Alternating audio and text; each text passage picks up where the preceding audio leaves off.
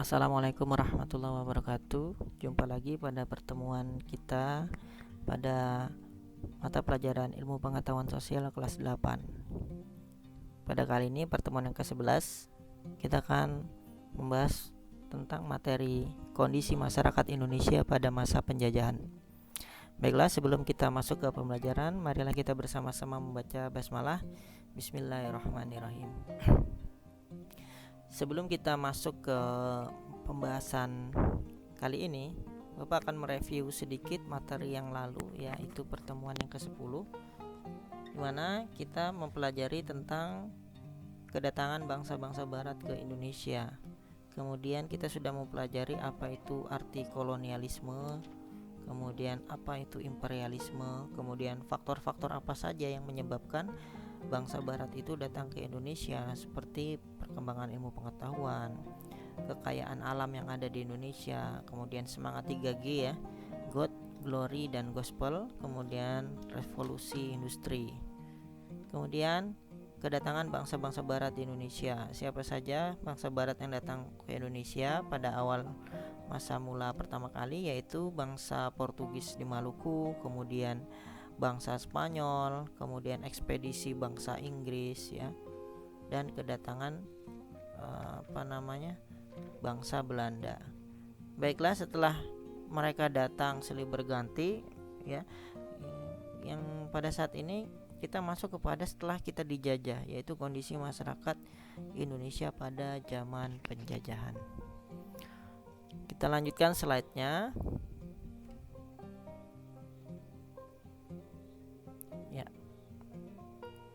Indikator materi yang kita akan bahas pada kali ini adalah pengaruh monopoli dalam perdagangan ya. Kemudian pengaruh kerja paksa ini. Kemudian pengaruh sistem sewa tanah. Kemudian pengaruh sistem tanam paksa. Nah, untuk yang kelima ini akan kita bahas pada pertemuan yang berikutnya, yaitu perlawanan terhadap kolonialisme dan imperialisme. Ini bercerita tentang sejarah kepahlawanan para pahlawan nasional kita ya, untuk melawan kolonialisme dan imperialisme yang terjadi di Indonesia. Nah, sebelum kita masuk ke pembahasan inti, kita harus paham dulu ya, perkembangan masyarakat ini apa saja dalam masa penjajahan itu ya. Dalam masa penjajahan ini ya, Bapak ganti pointernya dulu ya. Dalam masa penjajahan ini ada dua yang kita masuki nanti ya materinya, konsepnya. Yang pertama adalah penjajahan barat ya. Siapa saja bangsa barat itu yang pernah menjajah Indonesia? Antara lain adalah bangsa Belanda, yang kurang lebih itu belum pastinya ya, tidak bisa dihitung karena masih belum ada kepastian. Cuma kalau kurang lebih itu 350 tahun ya. Kemudian bangsa Perancis juga pernah, kemudian Inggris yang sebentar ya menjajah kita. Nah, kemudian bangsa Belanda ini ya, ini terbagi menjadi dua kelompok ya yang pernah menduduki di Indonesia, yaitu kelompok kongsi dagang, yaitu VOC namanya, kemudian Hindia Belanda ya. Mereka tujuannya untuk mengeksploitasi atau mengeruk keuntungan sebesar-besarnya. Eksploitasi itu mengambil dengan jalan paksa ya tanah yang ada di daerah jajahannya dengan sistem mengeruk keuntungan yang sebesar-besarnya, mengambil sebanyak-banyaknya. Kemudian nanti akan dibahas tentang setelah Belanda menduduki, kemudian pada Perang Dunia yang yang pertama itu dia kalah ya, menyerah. Akhirnya Jepang ini setelah menaklukkan sekutu, dia nanti menduduki Indonesia ya. Jadi kalah perang ya, sekutu ini termasuk Belanda sekutu, nanti dia dikalahkan oleh Jepang. Nah, nanti masuklah Jepang ya, masa kolonial Jepang di Indonesia yang kurang lebih 3,5 tahun ya. Kemudian kemenangan Jepang itu apa saja kita akan pelajari. Nah, itu peta konsep yang pertama yang harus kita tahu dulu awal mulanya siapa saja penjajah barat, kemudian diambil alih oleh Jepang. Ya. Kehadiran Portugis, Spanyol, Inggris dan Belanda itu memiliki warna tersendiri ya dalam kerangka sejarah Indonesia sampai awal abad ke-20. Pada awalnya terjadi hubungan yang bersifat setara ya, jadi mereka datang ke Indonesia ini ya samalah ya dengan kunjungan-kunjungan seperti itu ya, antara kerajaan dengan masyarakat bangsa barat. Selanjutnya secara perlahan timbul ketimpangan hubungan ya, satu persatu sumber ekonomi dan kekuasaan politik itu diambil alih ya ke tangan barat, terutama orang Belanda. Dikatakan pemerintahan kolonial ya, kolonial itu ya penjajah ya, menerapkan kebijakan yang merugikan bangsa Indonesia. Akibatnya Indonesia ya mau nggak mau terdesak melakukan perlawanan untuk mengusir para penjajah. Nah, untuk mengetahui kebijakan pemerintah kolonial itu apa saja yang merugikan Indonesia, kita simak materi yang Bapak paparkan berikut. Pengaruh satu ya, pengaruh monopoli dalam perdagangan. Jadi Indonesia itu punya tanaman lada yang pada saat itu merupakan komoditi yang sangat berharga bagi bangsa Eropa. Nah, di sini ya kita lihat hasil perkebunan merupakan tanaman ekspor yang sangat dibutuhkan masyarakat Eropa, yaitu contohnya lada ya, sangat bernilai. Perusahaan dagang Belanda, nah ini Belanda ini awalnya bukan pemerintah Belandanya, tapi semacam perusahaan dagang ya, kongsi dagang namanya perusahaan ya. Nah itu apa namanya disebut kongsi dagang, namanya VOC. Jadi VOC itu bukan mengatasnamakan pemerintah, tapi sebuah persekutuan dagang atau perusahaan dagang ya. Mereka berusaha menguasai perdagangan tersebut. Rakyat diperbolehkan menjual hasil perkebunan kepada VOC. Jadi hasil kebunnya ini aja yang boleh menjual ke sini, nggak boleh ke lain ya. Nah itu monopoli. Monopoli itu menjual kepada satu penjual, nggak boleh ke yang lain ya. Nah ini VOC telah melakukan penguasaan perdagangan di Maluku ya, atau disebut dengan praktek monopoli ya, dimana hanya ada satu pedagang ya yang boleh mengambil barang dagangan tersebut. Kemudian pada tahun 1596 ya, Cornelis de Houtman, ini orang Belanda, tiba di Banten. Nanti kok ditanya siapa itu kok yang pertama kali Cornelis de Houtman ya, untuk tujuan perdagangan ya, karena sikapnya sombong akhirnya dia ditolak ya, diusir oleh rakyat pada saat itu. Pada tahun 1598 kembali lagi nih orang Belanda nih datang ya, kembali lagi datang nih ke Banten ya. Siapa yang mimpin pada saat itu? Yang kedua yaitu Jacob van Dyck ya. Mereka diterima ya karena pintar, karena pengalaman yang lalu ditolak karena kasar ya. Kemudian sejak saat itu hubungan dagang dengan para pedagang Belanda semakin ramai. Dalam perkembangannya antar pedagang Belanda terjadi persaingan yang kian memanas ya. Sama-sama orang Belanda juga memanas ya pada saat itu. Nah, untuk mengatasi persaingan ini dibentuklah suatu kongsi ya. Jadi dibentuk kongsi dagang namanya. Ya, kongsi dagang supaya tidak terjadi keributan antar sama pedagang Belanda. Nah, berupa persekutuan dagang India Timur atas prakarsa Johan van Oldenbarg Nevel. Kongsi dagang ini dibentuk tanggal 20 Maret 1602 dengan nama VOC. Jadi VOC itu bukan pemerintah Belanda, tapi hanya perusahaan dagang yang awalnya saling berebut antara orang Belanda. Supaya nggak berebutan dibentuklah sekutu dagang ya. Itu dibentuk perusahaan dagang namanya VOC. Nah, paham ya sampai sini? VOC itu bukan pemerintah Belanda, tapi perusahaan dagang yang ingin mengambil alih hasil komoditi kekayaan alam yang ada di Indonesia, terutama lada pada saat itu dan rempah-rempah lain.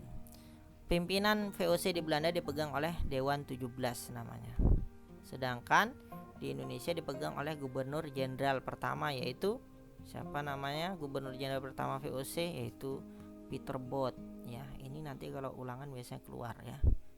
Yang mulai memerintah pada tahun 1609. Pusatnya di Ambon. Jadi VOC awalnya di Ambon, yaitu. Kemudian memusatkan kegiatannya di Sunda Kelapa atau Jayakarta. Sampai sini ya jelas. Nah, ini adalah Cornelis de Houtman gambarnya. Pada saat itu Jan Pieter Zoon ya menjabat gubernur jenderal.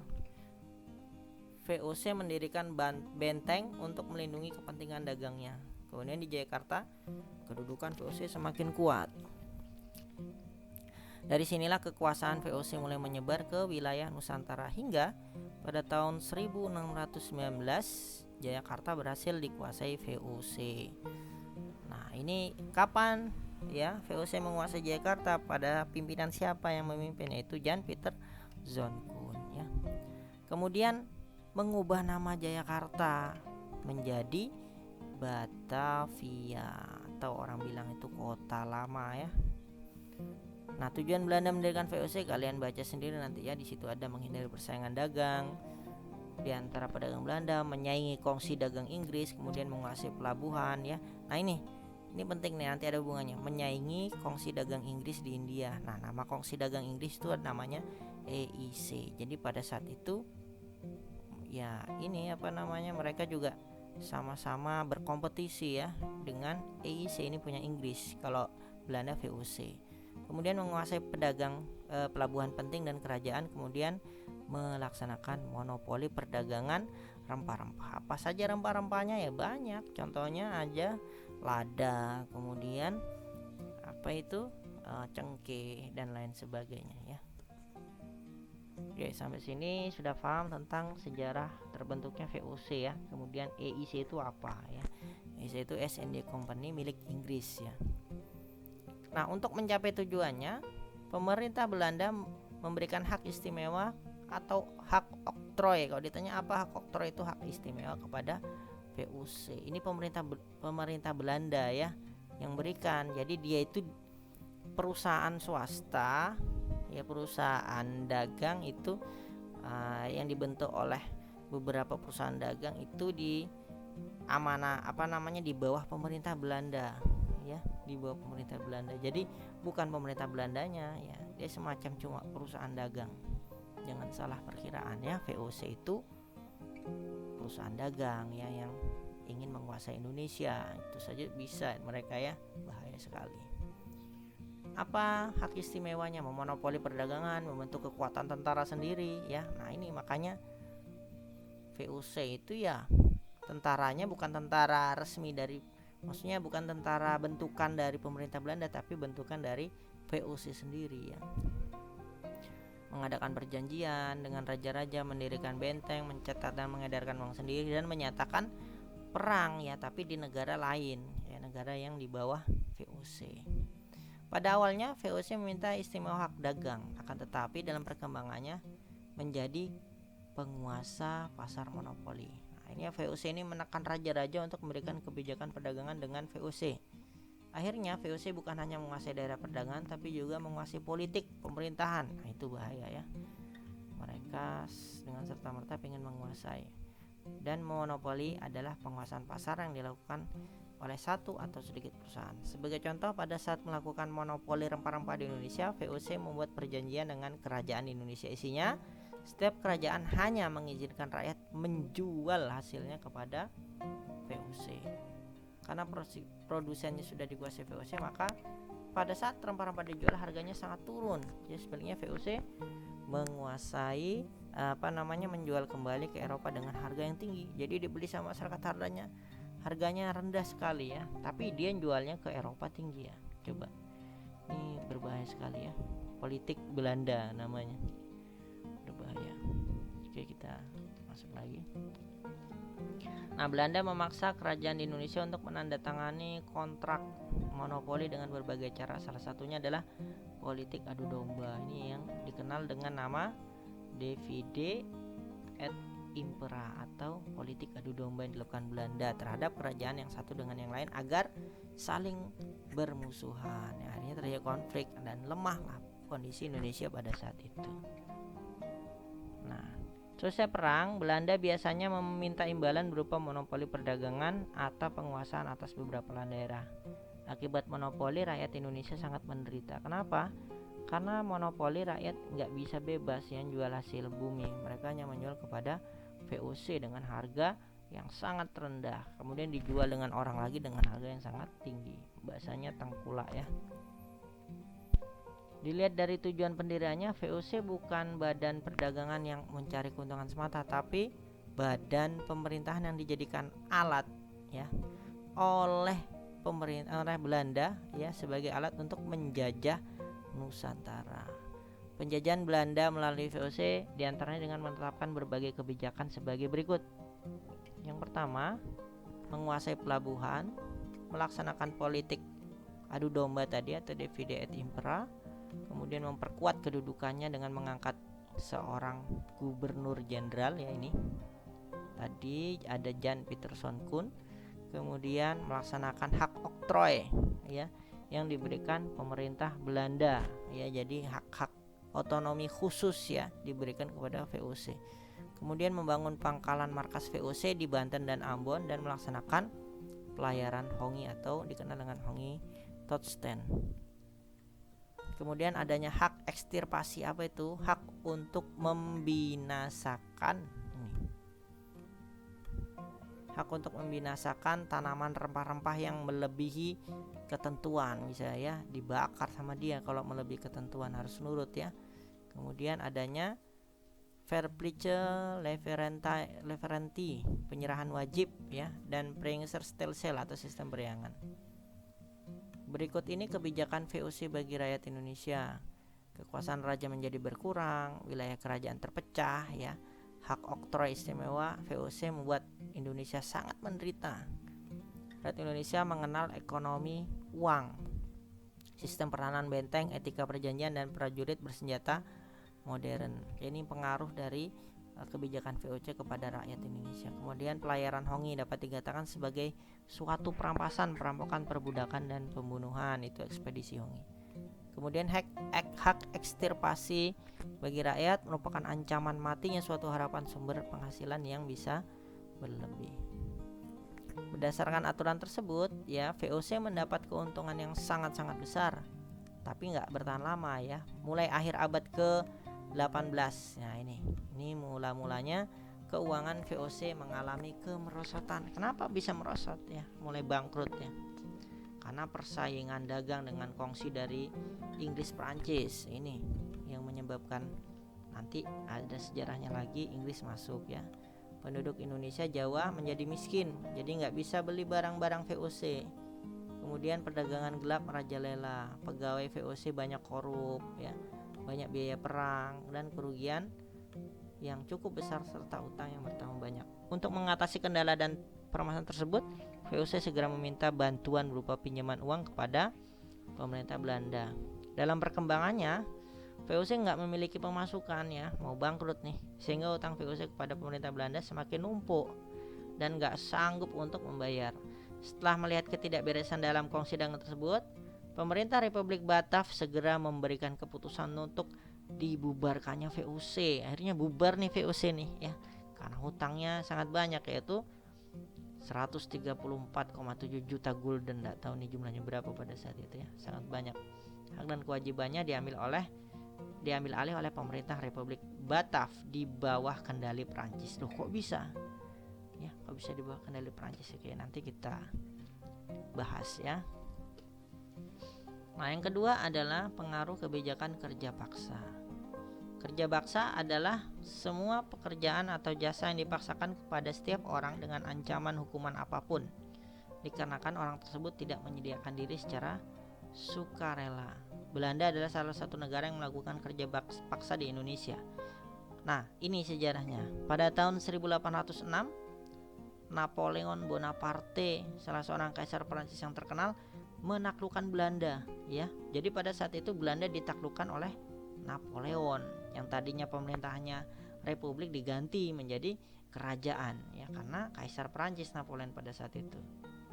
Nah, dia mengangkat yang namanya Herman Willem Daendels ya sebagai gubernur jenderal Belanda. Ini orang suruhan daripada Perancis, karena pada saat itu Belanda dikuasai oleh Perancis. Tugas Daendels adalah mempertahankan Pulau Jawa agar tidak diserang dan direbut oleh EIC. Nah, tadi EIC itu Inggris ya, kongsi dagangnya Inggris ya, supaya nggak direbut sama orang Inggris, makanya dia mempertahankan Pulau Jawa. Nah, Pulau Jawa ini dari Belanda itu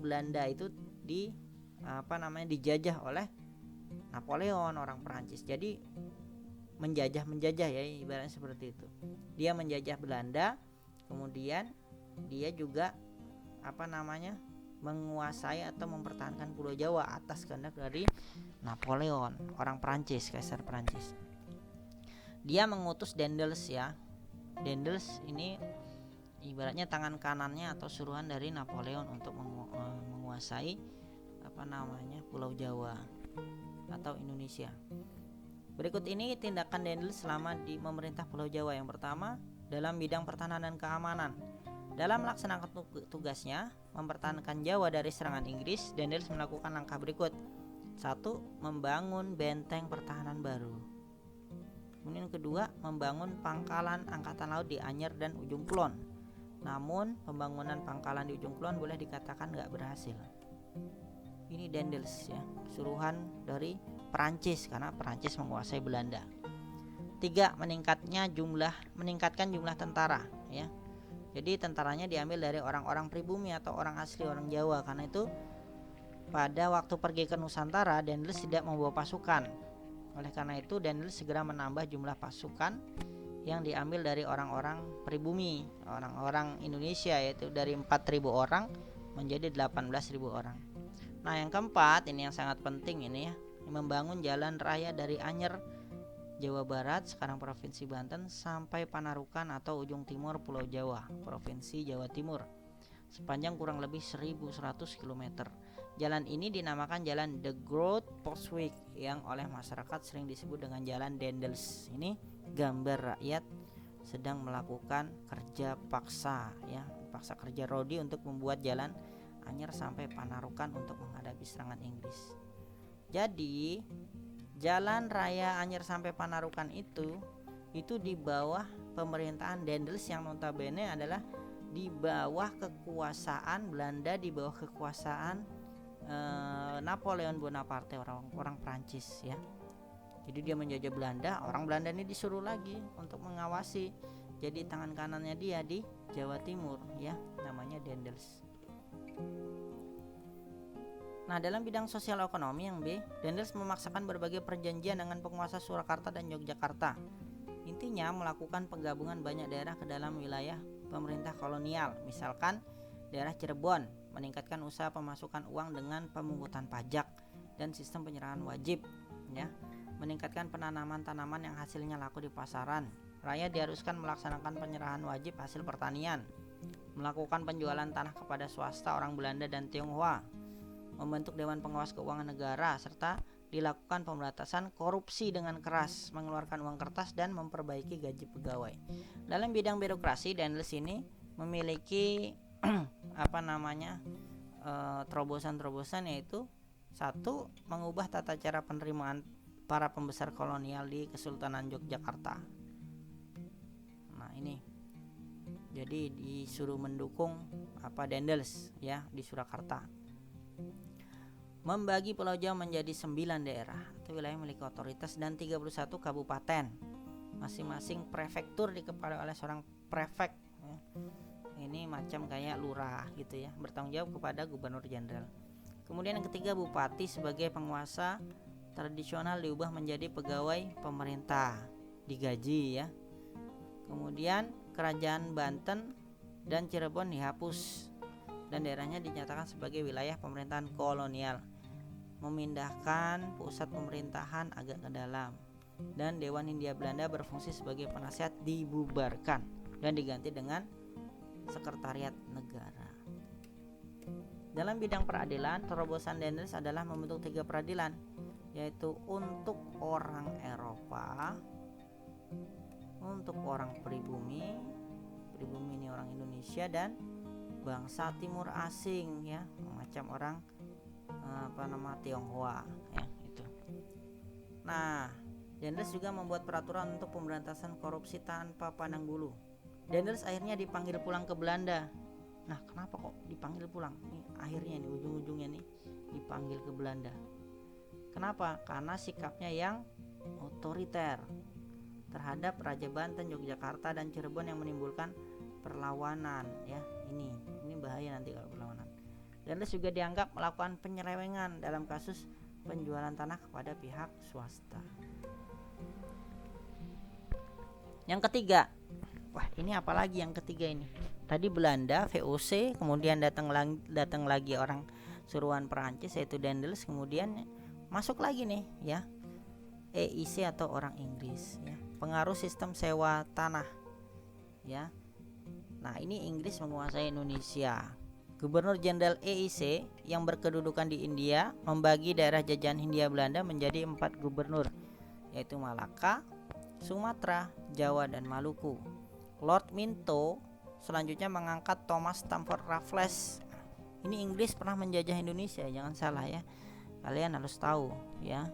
Jangan Belanda melulu yang menjajah, ternyata pernah juga Inggris menjajah Indonesia pada tanggal 17 Oktober 1811. Ia berkuasa dari tahun 1811 sampai 1816 ya. Selanjutnya Raffles mengirim para pejabat Inggris ke wilayah untuk mengambil alih pemerintahan. Untuk Makassar dan daerah taklukannya dikirim Richard Phillips yang memerintah pada tahun 1812 dan 1814. Setelah itu residen Makassar yang baru. Richard Phillips membuka Makassar untuk semua pedagang koloni bangsa Eropa. Philip berusaha mensejahterakan rakyat Makassar, misalkan dengan menghapus dan meringankan pajak gerobak angkutan dan kuda beban serta mengurangi pajak candu menjadi 5% dari nilai jual. Ya, jadi kalau kita di bawah daerah jajahan Inggris ini dijadikan teman untuk berdagang ya, diberi pengetahuan untuk berdagang, kemudian dijadikan kongsi dagang. Jadi ada teman-teman untuk melakukan perdagangan ya. Jadi diajari, setelah itu dilepas ya. Jadi kita jadi partner atau mitra ya, atau teman untuk melakukan perdagangan atau jual beli. Nah, pada saat Inggris menjajah di bawah kepemimpinan Raffles banyak mengadakan perubahan baik di bidang ekonomi maupun pemerintahan. Jadi Raffles bermaksud menerapkan politik kolonial seperti yang dijalankan oleh Inggris di India. Kebijakan Daendels yang dikenal dengan nama Kontingenten tadi Daendels ya, diganti dengan sistem sewa tanah ya, atau stelsel. Sistem sewa tanah disebut juga dengan sistem pajak tanah. Ini kebijakan dari Raffles. Rakyat atau petani harus membayar pajak sebagai uang sewa karena semua tanah dianggap milik negara. Berikut ini pokok sistem Landren, yaitu penyerahan wajib dan wajib kerja dihapus ya. Hasil pertanian dipungut langsung oleh pemerintah tanpa ada perantara bupati. Rakyat harus menyewa tanah dan membayar pajak kepada pemerintah sebagai pemilik tanah.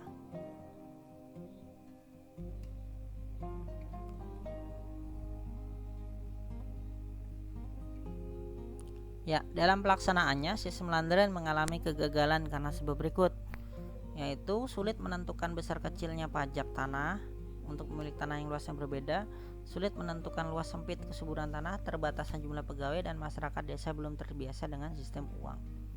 Jadi sistem Landren ini hanya diberlakukan di daerah Jawa kecuali daerah Batavia dan Parayangan.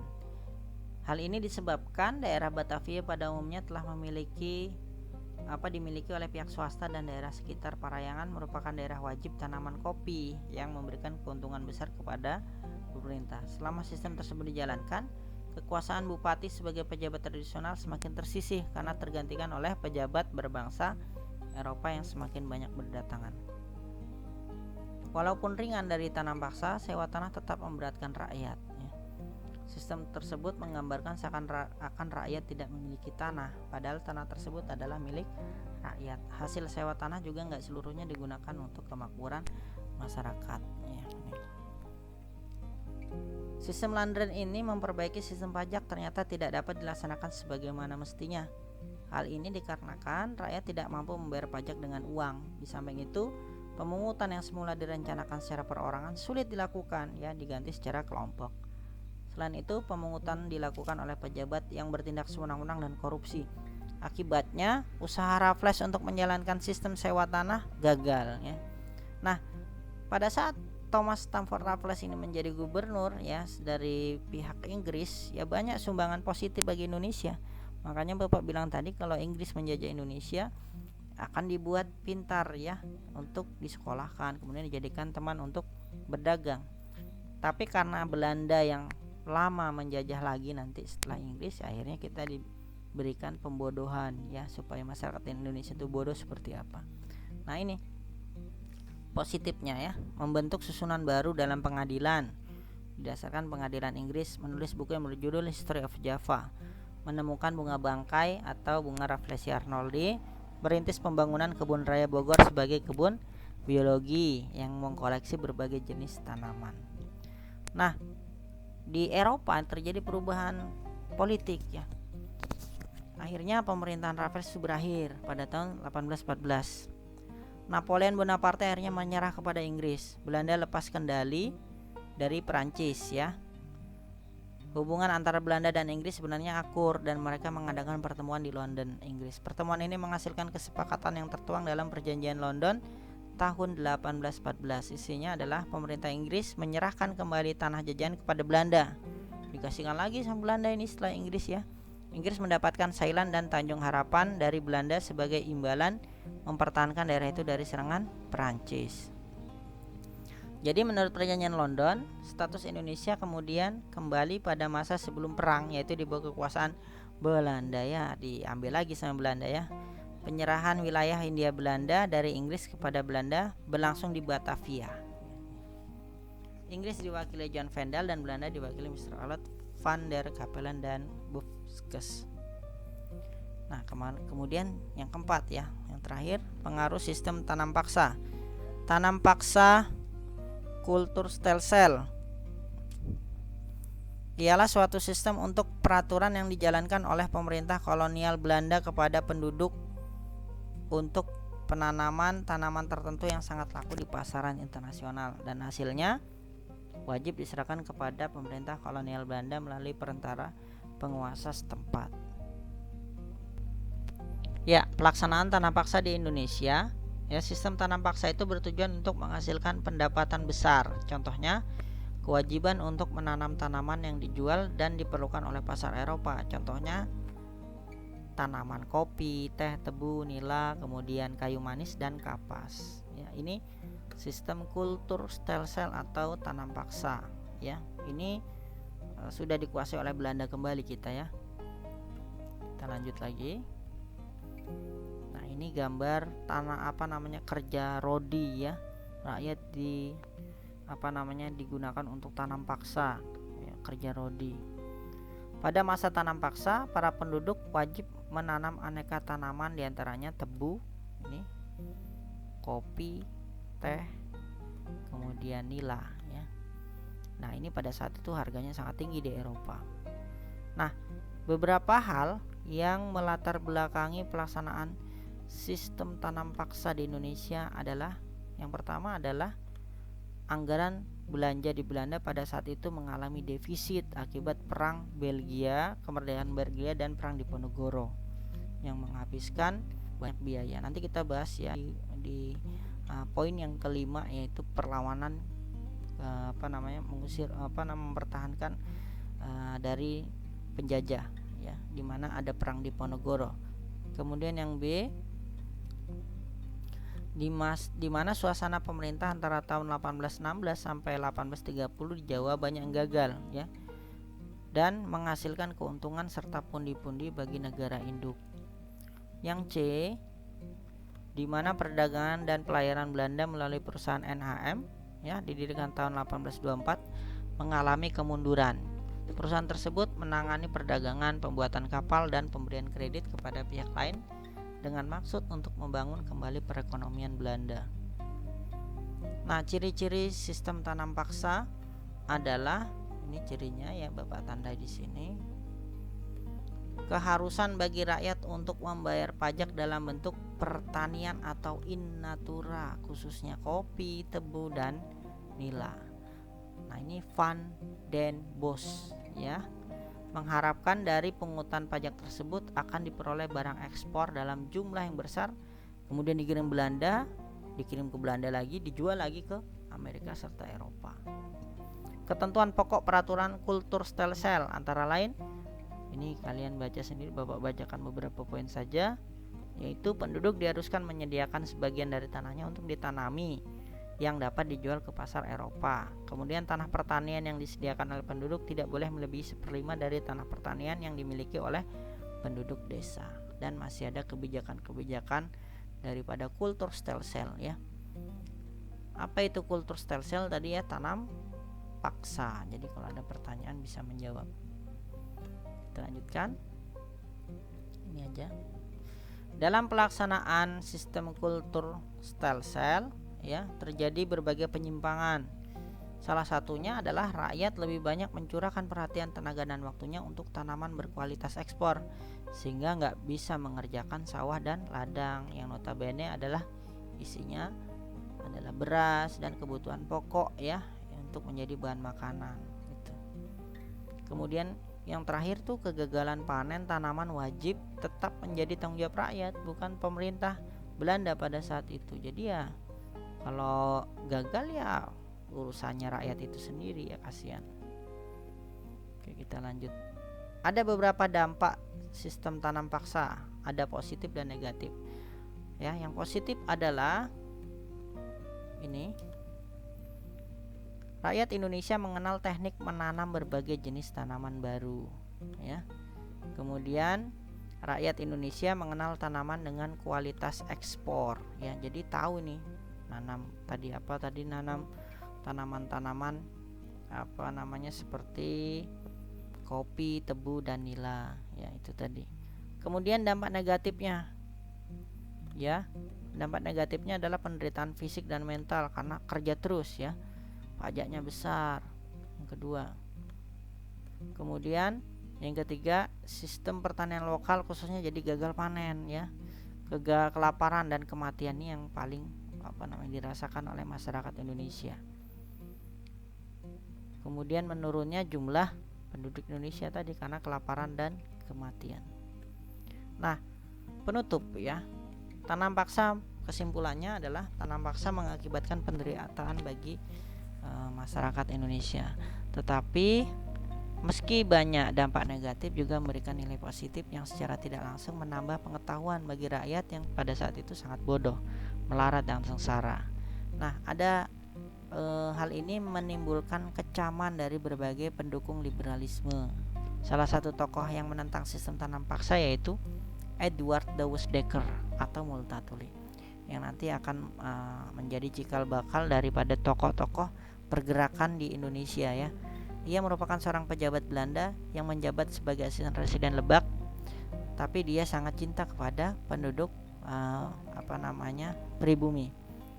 Makanya dia memakai nama samaran Multatuli ya, yang berarti aku telah banyak menderita. Kemudian dia juga menulis buku berjudul Max Havelaar. Ini sangat terkenal ya dalam sejarah, atau lelang kopi Persekutuan Dagang Belanda. Ya, itu yang salah seorang tokoh dari Belanda ya, yang sangat kita kenal dengan nama Edward Dawes Dekker sebagai tokoh pergerakan yang nantinya juga tokoh pergerakan Indonesia ya, yang turut memperjuangkan dari penjajah. Ia juga banyak melihat kesengsaraan rakyat akibat adanya sistem tanam paksa. Setelah pulang ke Belanda dan terpilih menjadi anggota parlemen, ia sering protes terhadap pelaksanaan tanam paksa tadi, dan ia gigih berjuang di parlemen Belanda. Akibat protes tersebut, pemerintah Belanda secara bertahap menghapuskan sistem tanam paksa. Ya, ini perjuangan dari Edward Dawes Dekker tadi. Pada tahun 1865 kayu manis, teh dan nila dihapus. Kemudian pada tahun 1866 tembakau dihapus. Lalu pada tahun 1884 tebu dihapus. Sedangkan kopi baru dihapus pada tahun 1917 karena kopi masih merupakan komoditi yang paling banyak keuntungannya. Oke, itu saja pertemuan kali ini, pertemuan 11 ya. Bapak harap bisa menyimak dengan baik ya. Jangan lupa dibaca-baca bukunya ya. Nanti kita akan masuk di pertemuan yang 12, yaitu tentang perjuangan pergerakan melawan penjajah ya. Nanti kita lihat apa saja banyak pahlawan-pahlawan nasional akan kita bahas di situ. Itu saja, kurang dan lebihnya Bapak mohon maaf yang sebesar-besarnya. Sampai jumpa pada pertemuan yang ke-12. Terima kasih. Assalamualaikum warahmatullahi wabarakatuh.